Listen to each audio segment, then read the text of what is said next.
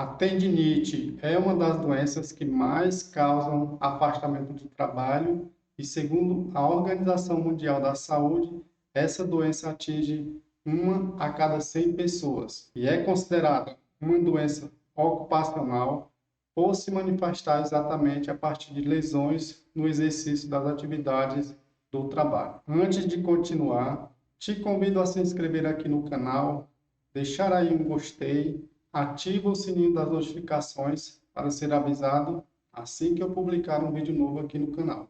Vamos para o assunto do vídeo de hoje. As lesões ocasionadas por essa doença fazem com que aumente o número de segurados buscando benefícios por incapacidade no INSS, seja um auxílio-doença ou aposentadoria por invalidez. A tendinite é uma doença que pode atingir várias regiões do corpo, em consequência de um esforço repetitivo. Você que trabalha em uma atividade com esforços e movimentos intensos, poderá sentir esse problema que começa com uma inflamação nos cotovelos, nas mãos, nos punhos e ombros. A tendinite faz parte do grupo de lesões do esforço repetitivo e muitos trabalhadores sofrem com esse problema ao longo da sua vida laborativa. Funções com movimentos ininterruptos, condições ergonômicas inadequadas e falta de pausa entre as atividades do trabalho são os principais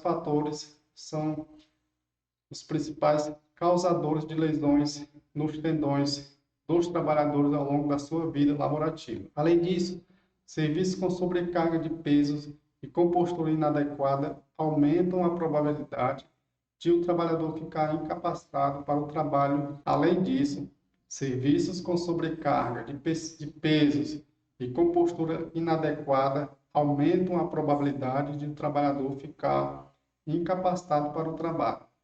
Não existe esta ou aquela função específica que pode deixar o trabalhador incapacitado em razão da tendinite.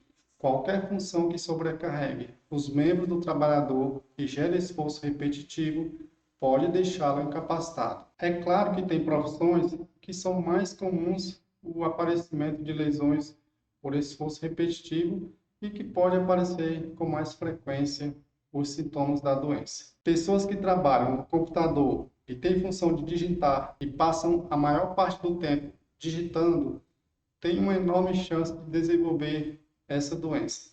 Profissões como bancários, faxineiros, cozinheiros e professores são exemplos que podemos destacar aqui. Quem se encontra em um estágio moderado da doença, que tem um tratamento adequado e pode recuperar os movimentos, esse trabalhador pode pedir o auxílio-doença.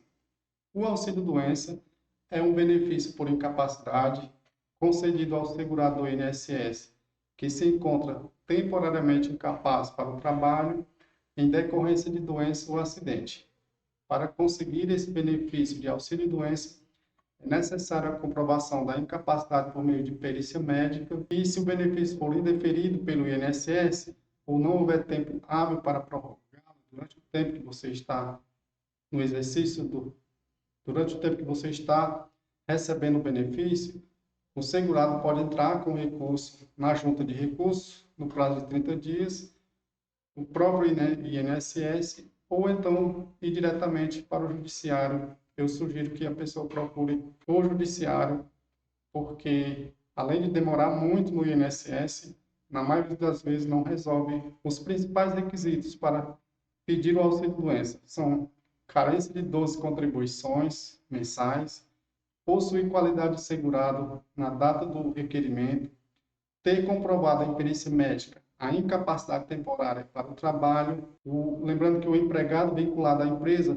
deve estar afastado do trabalho por mais de 15 dias para poder pedir o benefício. Agora, se for uma lesão definitiva, mas parcial, se o segurado conseguir provar mediante laudo médico, nesse caso terá direito ao auxílio acidente. No caso do auxílio acidente, que é um benefício de natureza indenizatório, concedido ao segurado que perde a capacidade laborativa de forma parcial, não é de forma total. Ele perde uma parte do movimento, pode perder um dedo, pode perder a capacidade parcial. Nesse caso, Se for uma perda parcial e permanente, é o caso de auxílio acidente. No caso da tendinite, o auxílio acidente pode ser recebido pelo empregado rural, o trabalhador urbano, o doméstico, o segurado especial e o trabalhador avulso.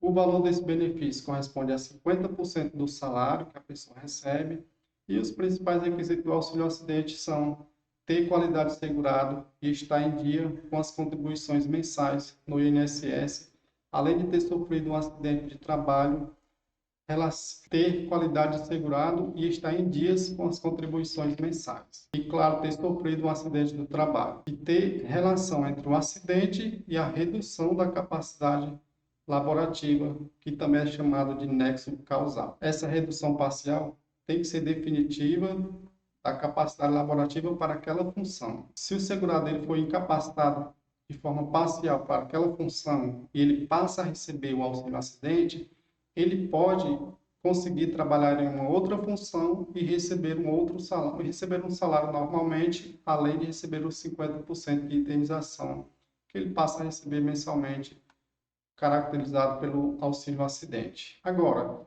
se o segurado conseguir provar que as lesões o incapacitou de forma total e definitiva para qualquer função, nesse caso, será a aposentadoria por invalidez. A aposentadoria por invalidez é quando o segurado do INSS sofre algum tipo de incapacidade permanente ou sem cura que o impossibilite totalmente para o trabalho, para qualquer trabalho ou atividade laborativa que lhe garanta a sua subsistência.